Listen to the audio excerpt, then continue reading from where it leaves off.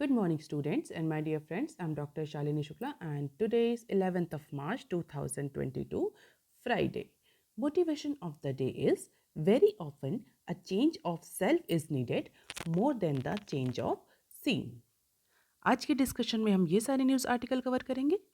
तो देख लेते हैं आज का पहला न्यूज़ आर्टिकल जो कि बिजनेस स्टैंडर्ड के पेज नंबर 1 पर दिया हुआ है। Insurance firms step up stock purchases amid market swings. So, because of Russia-Ukraine crisis, the Indian equity market is fluctuating. And now taking this as an opportunity, insurance firms, basically domestic insurance companies that are led by LIC, Life Insurance Corporation of India, have stepped up their equity purchase amid the relentless selling by foreign portfolio investors. So most of the domestic insurance companies are actually going for buying the stock during the market fluctuation. And since November last month, अगर हम नवंबर last month से लेकर के अभी तक का data collect करें तो जो डोमेस्टिक इंस्टीट्यूशनल इन्वेस्टर्स हैं that is DIIs, they have actually shop the equity worth rupees 1.53 trillion. तो नवंबर से लेकर के अभी तक जो भी डोमेस्टिक इंस्टीट्यूशनल इन्वेस्टर्स हैं that includes the insurance companies and other financial companies, उन्होंने अप्रॉक्सीमेटली 1.53 ट्रिलियन का इक्विटी परचेज किया है। दैट इज रफली a third have been bought by insurers, जिसमें से one third approximately insurance companies ने या डोमेस्टिक इंश्योरेंस कंपनीज ने खरीदा। और अगर LIC की बात करें तो LIC only accounts for about 70% of insurers flow. तो वन थर्ड इंश्योरेंस कंपनीज ने खरीदा है इन इक्विटी मार्केट से, और उसका 70%, वन थर्ड का 70% केवल और केवल LIC ने परचेज किया है। And this buying combined with the inflows from mutual fund which have pumped in excess of approximately 1 trillion since November, and purchases by these insurance companies or domestic insurance actually provided a sort of stability to the market during the period of volatility. हालांकि नवंबर से लेकर के अभी तक जो indices हैं वो 6.5% तक का डिक्लाइन रजिस्टर कर चुकी हैं। अब चूंकि जो LIC या जो इंश्योरेंस कंपनीज है they are seeing a huge growth. अगर हम LIC की बात करें तो डबल डिजिट की ग्रोथ LIC ने देखी है लास्ट ईयर में। तो जो एक्सेस फ्लो आ रहा है वो रिन्यूएबल प्रीमियम्स के फॉर्म में, उसका कुछ पार्ट जो है वो मार्केट में इक्विटीज़ के फॉर्म में जो इंश्योरेंस कंपनीज है, मोर स्पेसिफिकली LIC हैं, जो वो इन्वेस्ट कर रही। सो this is the trend, this graph represent the trend by DIIs on equity purchases. This red line indicates the purchase by MFs, and this black line indicates the purchase done by domestic institutional investors since financial year 2013. तो ये trend है domestic institutional investors का पिछले 10 सालों में India में उन्होंने किस तरीके से इक्विटी परचेस करी हैं, इवन उस ड्यूरेशन में भी जबकि फॉरेन पोर्टफोलियो इन्वेस्टर्स हैं they were actually going for selling. तो नवंबर से 1.9 ट्रिलियन, अगर 2021 से देखें, नवंबर नहीं 2021 में, तो 1.9 ट्रिलियन की इक्विटीज़ जो है वो डोमेस्टिक इंस्टीट्यूशनल इन्वेस्टर्स ने अभी तक परचेज करी है, जबकि इस ड्यूरेशन में जो फॉरेन पोर्टफोलियो इन्वेस्टर्स हैं उन्होंने अप्रॉक्सीमेटली 83,000 करोड़ के जो इक्विटीज़ हैं उनको सेल ऑफ किया है। So this is a diverging trend that we are seeing in equity market of India. अब देख लेते हैं article number 2 that is given on page number 8 of Business Standard. US inflation hits fresh 40 years high. Post pandemic, या हम बोल सकते हैं pandemic के बाद से जो इन्फ्लेशन है वो बहुत बड़ा चैलेंज बनकर आया है लगभग सभी इकोनॉमीज के सामने। इंडिया ही इन्फ्लेशन को प्रेशर को नहीं फेस कर रही, इवन जो अदर इकोनॉमीज है, डेवलप्ड इकोनॉमीज है, they are also facing the pressure of inflation. और अगर हम US की बात करें तो US consumer price gain accelerated in the month of February to a fresh 40 years high. February के मंथ में जो US की कंज्यूमर प्राइस इंडेक्स है वो पिछले 40 सालों में सबसे ज़्यादा रही है। हम बोल सकते हैं 40 सालों में, पिछले लास्ट 40 ईयर्स में यूएस में ने फरवरी के मंथ में सबसे ज़्यादा इन्फ्लेशन रजिस्टर करी, and that is because of the increasing prices of gasoline, food and housing cost, जिसकी वजह से यूएस का जो सीपीआई कंज्यूमर प्राइस इंडेक्स वो अपने 40 सालों के हाई पॉइंट पर पहुंच गया। और एक्सपर्ट्स का ये कहना है कि ये इन्फ्लेशन रशिया यूक्रेन क्राइसिस की वजह से और बढ़ेगी। तो अगर हम बात करें कंज्यूमर प्राइस इंडेक्स की, so as per the labour department data, जो कंज्यूमर प्राइस इंडेक्स फरवरी मंथ में यूएस में रहा, दैट इज 7.9%, एंड जनवरी में इट वाज 7.5%। तो जनवरी में भी बहुत ज़्यादा था सीपीआई, जो फरवरी में 7.5 से बढ़ करके 7.9% तक आ गया, जो कि पिछले 40 सालों का रिकॉर्ड नंबर है। The widely followed inflation कॉग rose 0.8% in February from a month earlier, and that is simply reflecting the price increase in gasoline, food and shelter cost. अगर इसमें से, अगर जो कंज्यूमर प्राइस बास्केट है यूएसए की, अगर उसमें से हम बहुत वोलाटाइल कमोडिटीज़ जैसे कि फूड और एनर्जी के कंपोनेंट्स को रिमूव कर दें, तो भी जो कोर इन्फ्लेशन है वो 0.5% तक इंक्रीज करी है, जो कि 6.4% पिछले साल थी। And why we are discussing about the inflation of USA, क्योंकि कहीं ना कहीं ये यूएसए में जो इन्फ्लेशन इंक्रीज हो रही है, this will put pressure on federal reserve कि अब वो इंटरेस्ट रेट हाइक के लिए जाए। So pressure spike has push the Federal Reserve to end 2 years of near zero interest rate, जो कि बहुत कम इंटरेस्ट रेट चला था because of the pandemic. Economy को सपोर्ट करने के लिए सिर्फ यूएसए ने ही नहीं, जितनी भी इकोनॉमीज़ हैं उन्होंने इंटरेस्ट रेट बहुत ज़्यादा लो रखा था, जिससे कि मार्केट में मनी सप्लाई बनी रहे।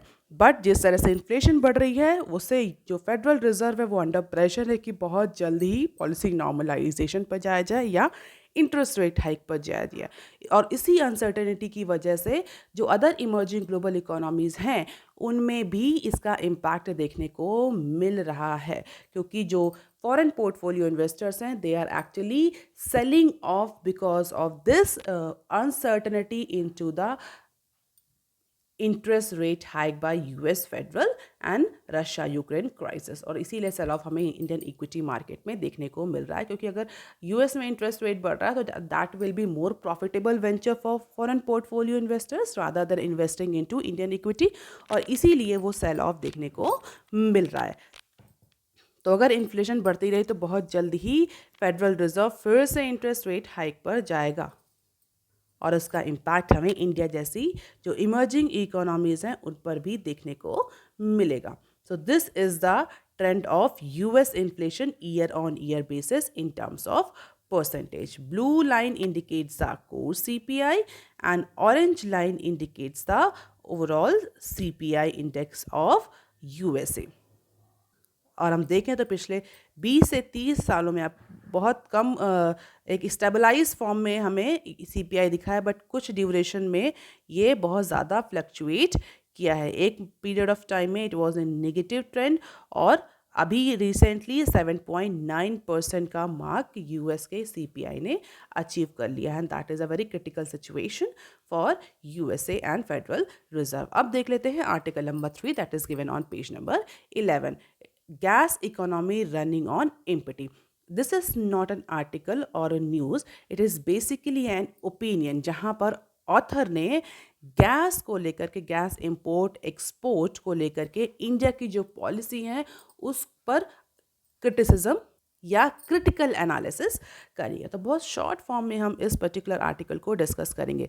करंट गवर्नमेंट का हमेशा से फोकस रहा है सेल्फ रिलायंस पर, चाहे वो एनर्जी की रिक्वायरमेंट रही हो या किसी और सेक्टर या किसी और कमोडिटी की रिक्वायरमेंट रही हो। एनर्जी को लेकर के करंट गवर्नमेंट ने बहुत सारे इनिशिएटिव लिए, चाहे वो हेल्प पॉलिसी हो, चाहे वो कोल के इंपोर्ट को रिड्यूस करने के लिए इंस्ट्रक्शन, तो यहाँ पर कोल के इंपोर्ट को रिड्यूस करने के लिए डायरेक्शंस दिए गए थे कंपनीज़ को। माइनिंग को लेकर के जो नई पॉलिसी आई है वो भी हो, चाहे स्ट्रेटेजिक ऑयल रिजर्व्स की बात हो, बहुत सारे इनिशिएटिव्स जो हैं वो गवर्नमेंट ने लिए हैं। इसमें क्रूड ऑयल के जो हमारे सप्लाई कंट्रीज़ हैं उनकी डाइवर्सिफिकेशन को लेकर के भी, जो हमारे सोर्सेज है उसको भी डाइवर्सिफाई करने को लेकर के बहुत सारे डिसीजन करंट गवर्नमेंट ने लिए।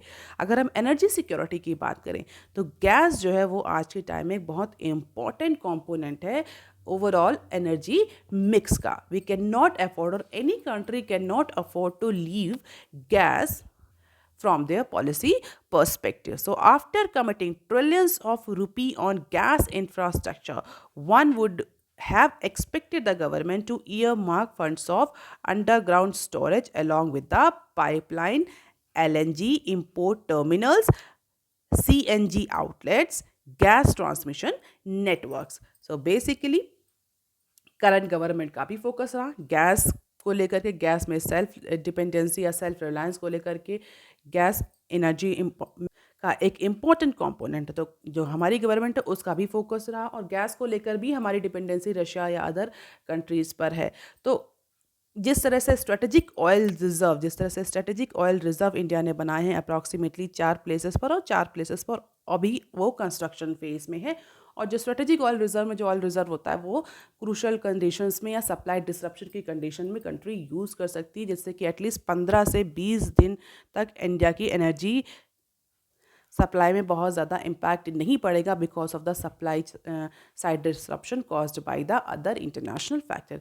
इसीलिए गैस, इसी तरह का जो अप्रोच है वो गैस स्टोरेज को लेकर के, गैस डिपेंडेंसी को लेकर भी गवर्नमेंट ने अनाउंस किया था, और उसके लिए कई सारे जो रुपीज़, ट्रिलियंस ऑफ रुपीज़ जो हैं वो गवर्नमेंट ने एलोकेट किए थे, कमिट किए थे। और इसके बाद इंडिविजुअल एक्सपर्ट्स और जो पार्टिसिपेंट्स हैं और मार्केट ये एंटिसिपेट कर रही थी कि इतने सारे ट्रिलियंस ऑफ रुपी के कमिटमेंट के बाद, so there would be the enhancement into the storage, pipeline, LNG import terminals, CNG outlet and gas transmission networks. But as per the current situation अभी तक स्टोरेज को लेकर के कोई भी सिग्निफिकेंट इम्प्रूवमेंट देखने को नहीं मिला है इन सारे पैरामीटर्स पर। ना ही गवर्नमेंट किसी तरह के आउटलेट या गैस ट्रांसमिशन नेटवर्क या इम्पोर्ट टर्मिनल्स, किसी भी तरह के इन्वेस्टमेंट के बहुत मेजर अनाउंसमेंट गवर्नमेंट ने नहीं किए। जबकि ऑथर का ये कहना है कि गैस के केस में अगर कंट्री सेल्फ रिलायंट होना चाहता है तो storage is one of the critical component. So being a critical component of India's budding gas infrastructure, both to ride the price volatility and cushion the consumer against the supply disruption, storage plays very important role. और अगर हम counter part countries को देखें, चाहे वो global level पे China हो या ब्रिटिश हो, सब ने स्टोरेज वर्क में, गैस के लिए स्टोरेज जो इंफ्रास्ट्रक्चर है उस पर बहुत ज़्यादा काम किया है। सप्लाई की बात करी जाए तो रशिया, यूरोप जो है दे आर द बिगेस्ट सब gas supplier, and Ukraine has set the price on the boil.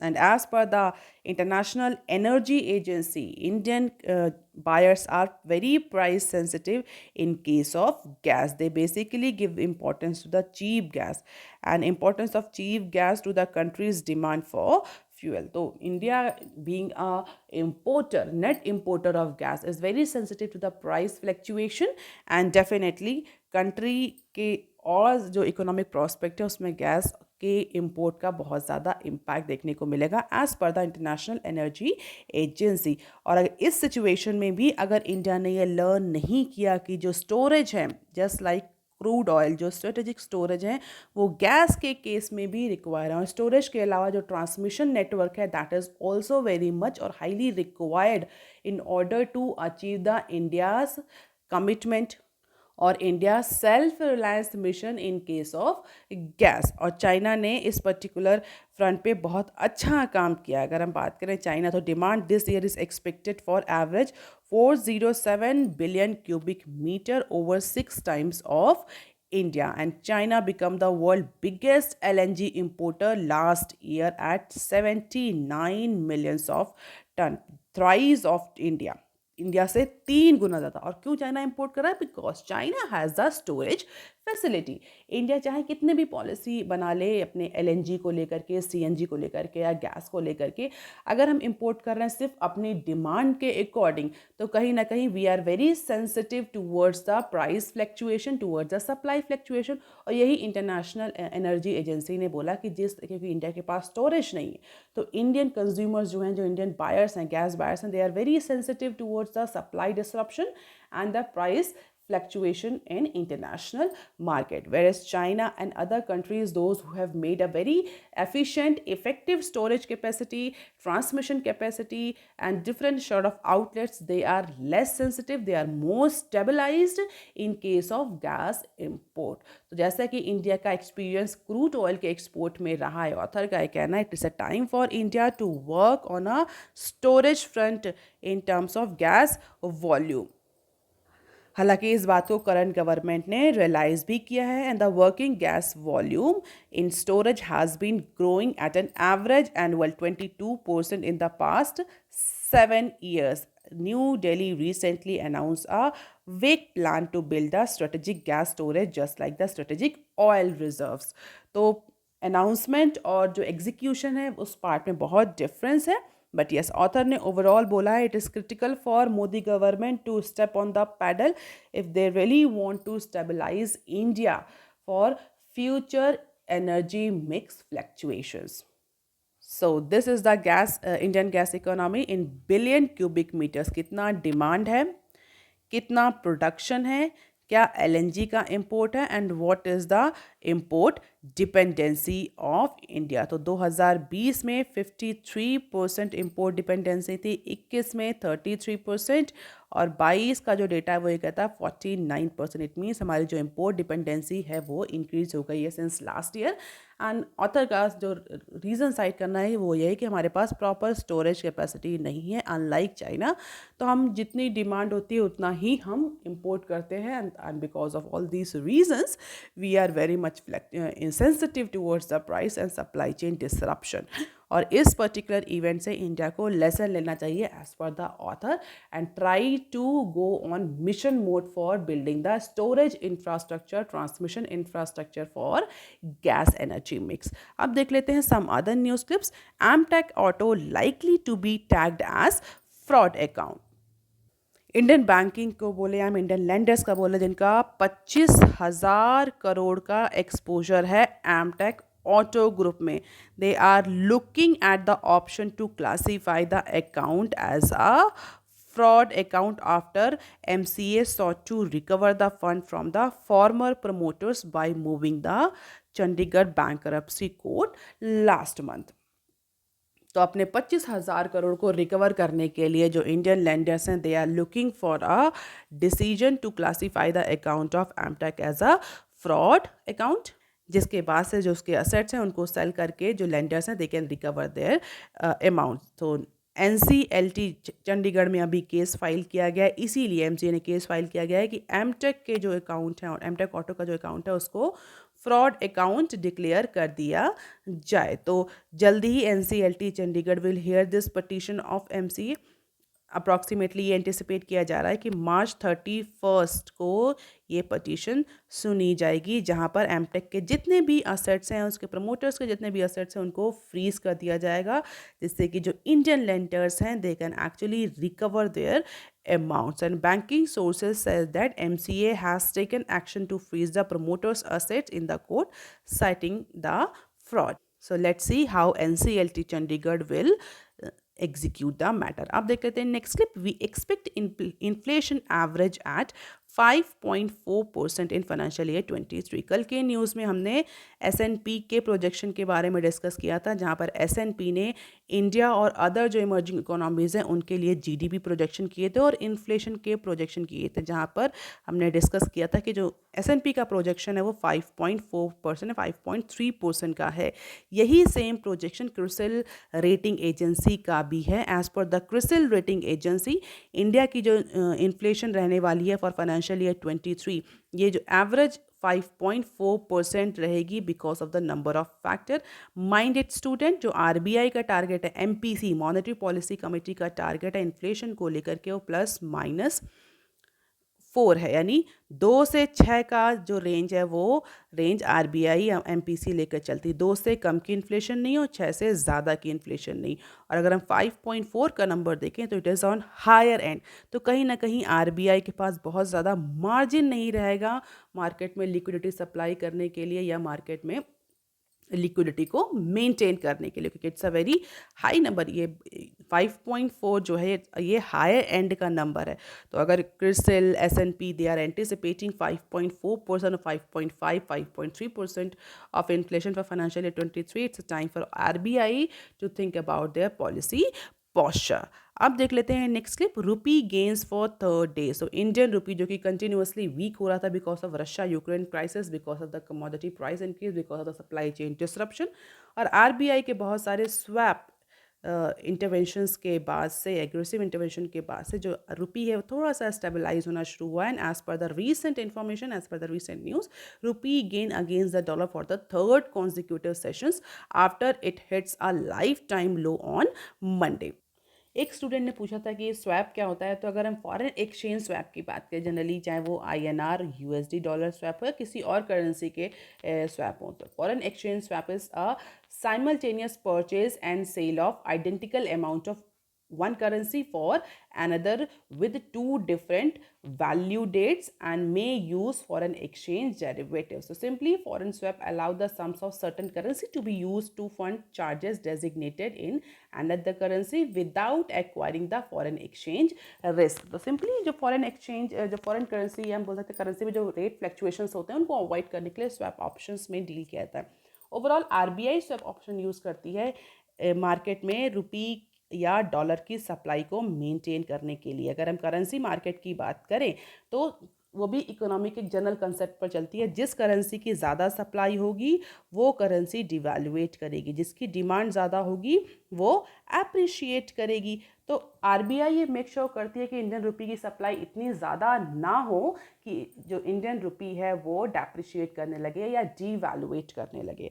And that is for what RBI go for swap option, जहाँ पर आरबीआई फ्यूचर डेट्स में डॉलर या Indian rupee को खरीदने के लिए options करती है। और जो इंडिविजुअल पार्टिसिपेंट्स होते हैं वो उसी के बेसिस पर सेंटिमेंट डेवलप करते हैं और सप्लाई जो है और डिमांड जो है वो फ्लक्चुएट करती है, प्राइस फ्लक्चुएट करते हैं करेंसीज के। बहुत सिंप्लीफाइड फॉर्म में मैंने आपको बताया, otherwise it work on a very technical basis.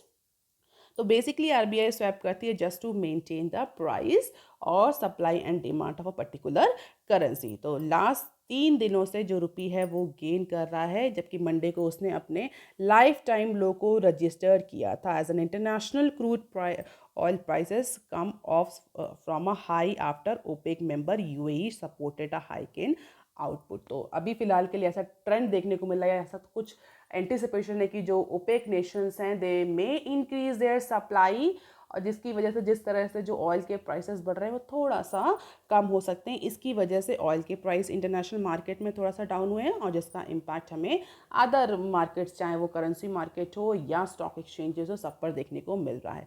Apart from it there is one other news, government extend loan scheme. So government ने क्रेडिट गारंटी स्कीम को एक्सटेंड कर दिया है 3 मंथ और ज़्यादा, जून 2020 तक और एक्सटेंड कर दिया है, just for building the health care and medical infrastructure. क्यों 3 महीनों के लिए और एक्सटेंड कर दिया है? क्योंकि ये जो time period that is very crucial. अगर हम पिछली तीनों वेव्स को देखें तो मार्च से ही वेव स्टार्ट होती हैं। तो गवर्नमेंट ने फिलहाल इस चीज़ को एंटिसिपेट करते हुए जो क्रेडिट गारंटी स्कीम थी specially for health care sector और मेडिकल इंफ्रास्ट्रक्चर, उसको 3 महीनों के लिए और इंक्रीज कर दिया है। And that will help the healthcare sector to build more infrastructure for energy for emergency requirements. So that is all for today, students. If you want lecture PDF, you can join my Telegram channel. You can also follow me on other social media platforms. If you have any query and suggestion, you can write on comment section below. Please like, share and subscribe. Thank you. Have a nice day.